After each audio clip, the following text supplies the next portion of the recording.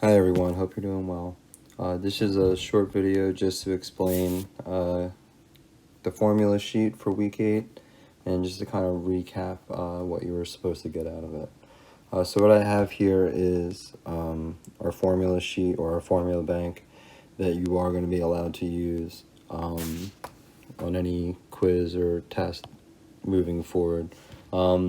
First thing I recommend doing is just labeling these formulas.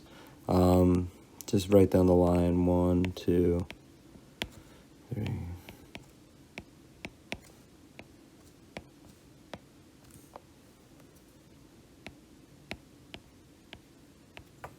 Okay, so what I'm going to do is basically reference these numbers for these different formulas on which one you should use on these practice questions. These practice questions were the same question given on your practice quiz. So this was number 1. So this question here, we should have used formula number 6. I call it the DAN formula because you can see DAN there. So we're looking to solve this question here. It's saying, what is the angle of deviation of a prism made of crown glass with an apical angle of 12 degrees? So in any of these questions, it's always going to have a given, and it's always going to tell you what it's asking for. So it's asking for angle D, and it's giving us the index by telling us the material, and it's giving us the apical angle. So we have everything we need to fill in this formula here. So this is simply just 12 degrees times crown glass minus 1 is 0.523.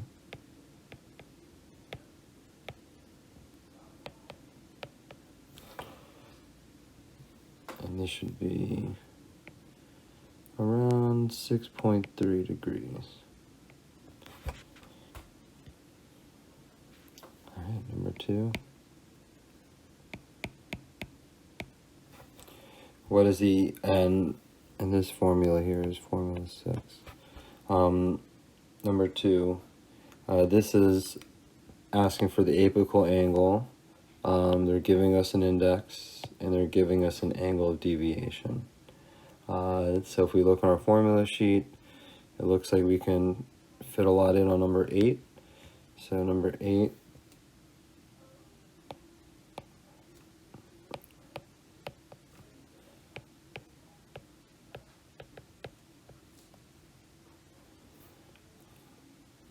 so for this it ends up being 21 degrees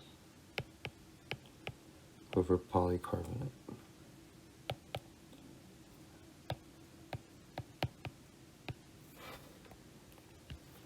All right. Number 3, they're giving us an index, they're giving us the apical angle, and they want to know what the power of the prism is. So number 3, with this one we have to use 2 formulas. The first one would be number 6, formula 6,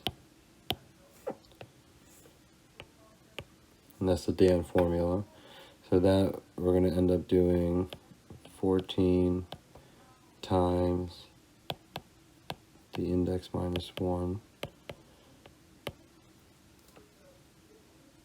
which gives us 9.38. So now we have an angle D, and now we can use formula number 2 and plug in the angle of deviation, the tangent of that, times 100. So from here, I just leave this in the calculator, and I hit tangent, and it's going to have a new number, and then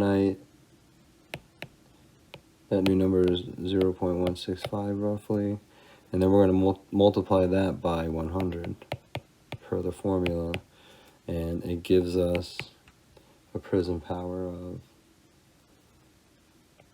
around 16 and a half.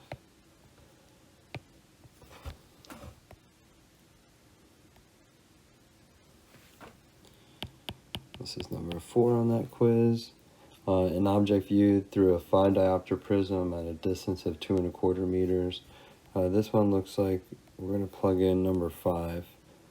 Displacement in centimeters equals the prism times the distance.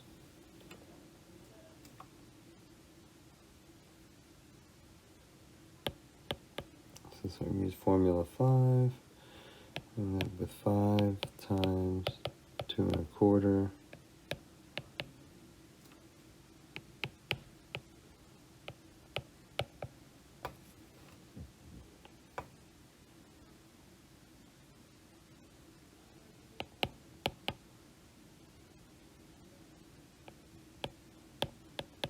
and this is displacement in centimeters.